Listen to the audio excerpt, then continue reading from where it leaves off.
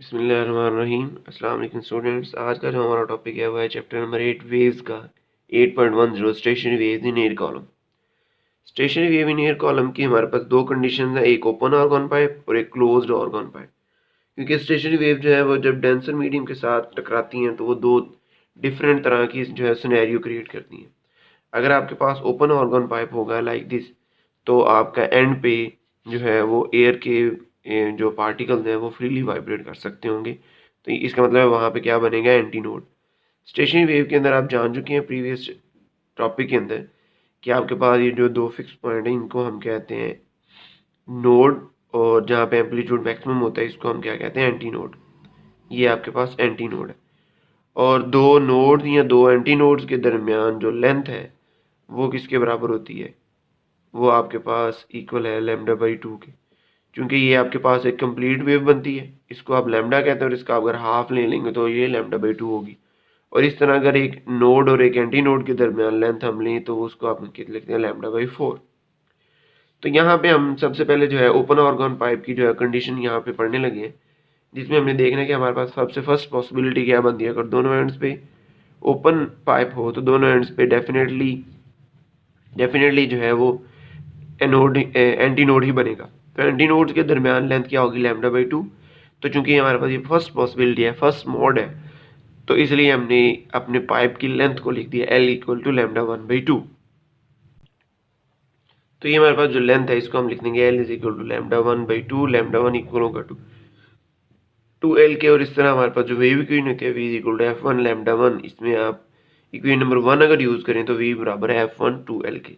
तो यहाँ से आप फ्रिक्वेंसी जो है फर्स्ट मोड की वो डिटर्मिन कर सकते हैं, वो इक्वल होगी आपके पास V/2L के इक्वल। इसको आप बोल दें इक्वेशन नंबर 2। इसी तरह हम जो है वो सेकंड मोड या सेकंड हार्मोनिक की फ्रीक्वेंसी भी नोट करेंगे, और उसके लिए हम यहाँ पे अगेन पॉसिबिलिटी देखनी होगी कि नेक्स्ट पॉसिबिलिटी जो है वो क्या बनेगी। तो उसको हम यूँ लिखते हैं। तो हम अगर सेकंड जो है मोड या हार्मोनिक कंसीडर करें तो उसमें आप देखें तो दोनों एंड्स पे अगेन ओपन ऑर्गन पाइप बना है। तो इसके बाद नेक्स्ट पॉसिबिलिटी जो है वो यही बनेगी। तो सेकंड मोड में दरमियान में एक पूरी स्टेशनरी वेव है और उसके दोनों एंड्स पे हाफ हाफ है। तो यहाँ पे आप देखें तो नोड और एंटी नोड के दरमियान लैम्डा बाई 4, इस तरह लैम्डा बाई 4, और यहाँ पे लैम्डा बाई 2 डिस्टेंस होगा। तो इस सारे को जब आप ऐड करें तो आपके पास लैम्डा आएगा आंसर। तो चूंकि ये सेकंड मोड है तो यहाँ पे लेंथ किसके इक्वल होगी, टोटल उसी पाइप की किसके इक्वल होगी, लैम्डा 2 के। तो इसी तरह आप उसी लेंथ की वैल्यू को अगेन वेव इक्वेशन में अगर पुट करें तो आपके पास रिजल्ट आएगा इसका। तो आप इस तरह जो है इसकी अगेन फ्रीक्वेंसी जो है वो डिटर्मिन कर सकते हैं, जो कि सेकंड मोड या सेकंड हार्मोनिक की होगी। तो ये आपके पास फर्स्ट मोड या फर्स्ट हार्मोनिक था, और ये आपके पास सेकंड मोड और सेकंड हार्मोनिक। अगर आप इसमें देखें तो ये आपके पास जो वेव है इससे नेक्स्ट डबल बन रही है, यानी कि इसका डबल जो है, इसका जो नेक्स्ट है वो आपके पास यही पॉसिबिलिटी बनती है। तो थर्ड हार्मोनिक के लिए हम इसको यूँ लिखेंगे। हमारे पास जो थर्ड हार्मोनिक की पॉसिबिलिटी है उसमें हम देखें तो हमारे पास अगेन दोनों एंड्स पे जो है वो एंटी नोड ही बने, तो दरमियान में दो पूरी स्टेशनरी वेव्स बनेगी। तो इन सब की लेंथ अगेन लैम्डा बाई 4, इस पूरी की lambda by 2, lambda by 2, lambda by 4। इन सब को जब आप एलसीएम लेंगे, ऐड करेंगे, तो आपके पास आ जाएगा 3 लैम्डा 3/2। तो इसको भी हम अगेन वेव इक्वेशन में अगर यूज़ करें तो हम रिजल्ट उसका यूँ लिख सकते हैं। तो इसमें हमने ये देखा कि हमारे पास ये जो लेंथ एल थी इसको हमने लैम्डा 3 की फॉर्म में लिखा, देन वेव इक्वेशन से हमारे पास ये रिजल्ट आ गया। अब ये हमने तीन डिफरेंट मोड्स जो है जो नेक्स्ट टू नेक्स्ट आ रहे थे नोड्स, इन तीनों को हमने देखा कि इनकी फ्रीक्वेंसी F1 F2 F3 आ रही है। अगर आप इन सब फ्रीक्वेंसीज को नेक्स्ट वाली को अगर फंडामेंटल फ्रीक्वेंसी जो कि फर्स्ट फ्रीक्वेंसी होती है, फर्स्ट मोड की फ्रीक्वेंसी या फर्स्ट पॉसिबिलिटी जो होती है या फर्स्ट हार्मोनिक जो होता है, इसकी फ्रीक्वेंसी को हम जो है वो नेक्स्ट हर एक फ्रीक्वेंसी की शक्ल में जो है वो लिखना चाहिए, यानी कि F2 को अगर लिखें तो आप इसको यूँ भी लिख सकते हैं। आप इसको 2 से ऊपर मल्टीप्लाई और 2 से डिवाइड कर दें, तो ये देखें ये क्या बन गया, अगेन F1। तो इसको आप लिख सकते हैं 2F1। इसी तरह इसको आप लिख सकते हैं 6 इक्वेशन को आप इसको यूँ भी लिख सकते हैं 3, और ये इतना हिस्सा आप अगेन देखें तो किसके इक्वल है, F1 के। तो इसको आप यूँ भी लिख सकते हैं। तो आप ये देख रहे हैं कि फर्स्ट हार्मोनिक F1 है, सेकंड F2 इक्वल है 2F1 के, और 3 जो है 3F1 के इक्वल है। तो इस तरह फॉर nth हार्मोनिक या nth मोड के लिए आप इसको लिखेंगे। तो nth मोड के लिए हम इसको लिख सकते हैं Fn is equal to NV/2L N F one, यानी कि आप किसी भी मॉड या हार्मोनिक की फ्रीक्वेंसी ओपन ऑर्गन पाइप के लिए डिटरमिन कर सकते हैं इस तरह से।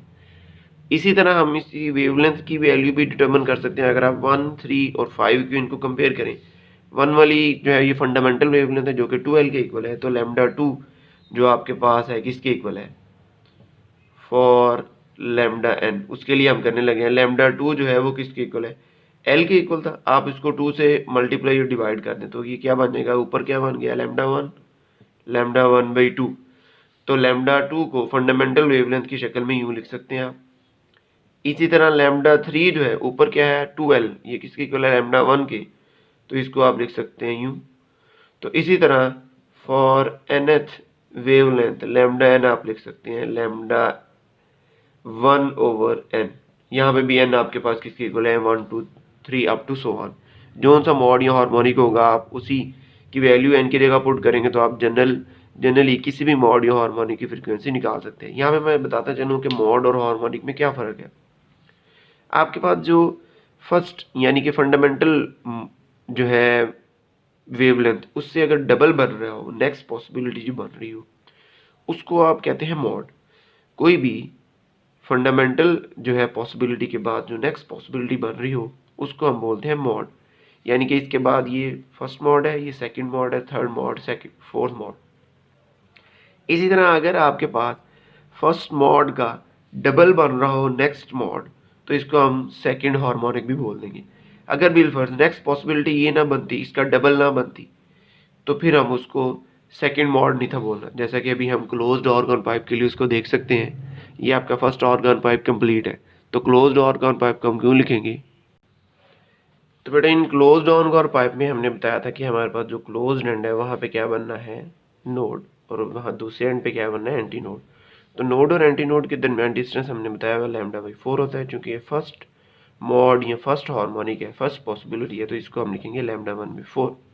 इसी से हम λ1 की वेवलेंथ निकल आएगी 4L, और आप वेव क्वीन में v is equal to f1 λ1 की जगह पे लिख देंगे v is equal to f1 4L, और यहाँ पे f1 इक्वल आ जाएगा v/4L, जो आपके पास फंडामेंटल मॉड की फ्रीक्वेंसी होगी जिसको आप फर्स्ट हार्मोनिक भी बोलेंगे। अब इसके बाद जो नेक्स्ट पॉसिबिलिटी है वो आप अगर देखें तो फर्स्ट पॉसिबिलिटी का 3 टाइम्स वेवलेंथ बन रही है। λ/4 था, इतना λ/4, λ/4, λ/4। इसके बाद नेक्स्ट पॉसिबिलिटी बनती ही है, यानी कि आपने क्लोज्ड एंड पे जो है वो नोड रखना है और ओपन एंड पे एंटी नोड। तो नेक्स्ट पॉसिबिलिटी यही बनती है, क्योंकि ये आपके पास 3 टाइम्स ऑफ फंडामेंटल वेवलेंथ है, तो इसलिए हम इसको जो है वो थर्ड हार्मोनिक बोलेंगे। लेकिन ये मॉड सेकंड ही होगा। जो नेक्स्ट पॉसिबिलिटी बनती है उसको हम मॉड बोलते हैं, लेकिन अगर जितने टाइम्स फंडामेंटल की वेवलेंथ बन रही हो नेक्स्ट वाली, उतना वो हार्मोनिक होगा। क्लियर। तो अब इसको हम जो है वो यूं लिख सकते हैं। तो यहाँ पे हमने λ/2 λ/4 दोनों को ऐड किया तो 3 λ/4 आपके पास लेंथ आ गई, जिसको हम वेवलेंथ की शक्ल में यूं लिखेंगे। तो यहीं से आप इसकी फ्रीक्वेंसी भी निकाल सकते हैं बाई यूजिंग वेव इक्वेशन। यहाँ से हमने इसको लिख दिया v is equal to f3 λ3, और यहाँ से λ3 की वैल्यू लिख दी 4L/3। तो यहाँ से f3 आपके पास आ गया 3v/4L। और यहाँ पे आप देखें तो v/4L अगेन आपके पास क्या है फंडामेंटल फ्रीक्वेंसी, तो इसको आप लिख सकते हैं 3f1। तो यहाँ पे हमने देखा कि f3 हमारे पास किसके इक्वल आ गया फंडामेंटल फ्रीक्वेंसी के हिसाब से, v/4L किसके इक्वल है f1 के, तो आप इसको f3 is equal to 3f1 लिख सकते हैं। यहाँ पे आप देख रहे हैं कि f2 नहीं बना, f2 मतलब उससे नेक्स्ट जो डबल है वो नहीं बन रहा, तो यानी कि सेकंड हार्मोनिक ही नहीं बन रहा। तो चूंकि सेकंड हार्मोनिक नहीं बन रहा तो थर्ड हार्मोनिक बना है, तो इसलिए हमने इसको λ3 ही टोटली लिखा है और f3 ही लिखा है। तो इस तरह आपके पास जो नेक्स्ट पॉसिबिलिटी है इसके बाद जो बनेगी वो इसकी 5 टाइम्स बन रही होगी, तो इसलिए हम उसको फिफ्थ हार्मोनिक बोलेंगे, फिफ्थ हार्मोनिक। लेकिन चूंकि ये आपकी पॉसिबिलिटी थर्ड वाली है तो हम इसको थर्ड मॉड ही कहेंगे। तो इसकी भी जो लेंथ है इन सबको अगर हम ऐड अप करें तो आ गया 5 λ/5/4। तो यहाँ से λ5 को आएगा 4L/5। देन यहाँ पे वेव क्वीन अगर आप यूज़ करें तो यहाँ पे आपके पास f5 जो है वो इक्वल आ जाता है 5v/4L। तो यहाँ पे अगर आप अगेन गौर करें तो ये आपके पास v/4L अगेन क्या है फर्स्ट हार्मोनिक की फ्रीक्वेंसी, इसको आप कह दें इक्वेशन नंबर 6, जो कि अगेन फंडामेंटल फ्रीक्वेंसी की शक्ल में आ गई। आप इन्हीं तीनों को नोट करके 2, 4 और 5 को कंपेयर करके आप यहाँ पे nth मॉड जो है या nth फ्रीक्वेंसी हार्मोनिक की फ्रीक्वेंसी जो है लिख सकते हैं fn। वो इक्वल आ जाएगा NF1 के। लेकिन यहाँ पे काबिल गौर बात एक ये है कि यहाँ पे आपके पास जो n है वो पहले की तरह 1 2 3 नहीं होगा, लेकिन ये आपके पास यहाँ पे क्या होंगे, ऑड नंबर्स जस्ट। इसका मतलब है आपके पास क्लोज्ड ऑर्गन पाइप में जस्ट ऑड हार्मोनिक्स बन रहे होंगे, जबकि ओपन ऑर्गन पाइप में आपके पास सारे हार्मोनिक बन रहे थे।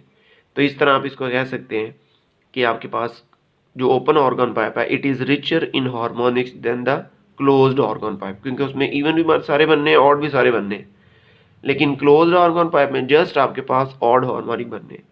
तो हम यहाँ पे कह सकते हैं open organ pipe is richer in harmonics than the closed organ pipe.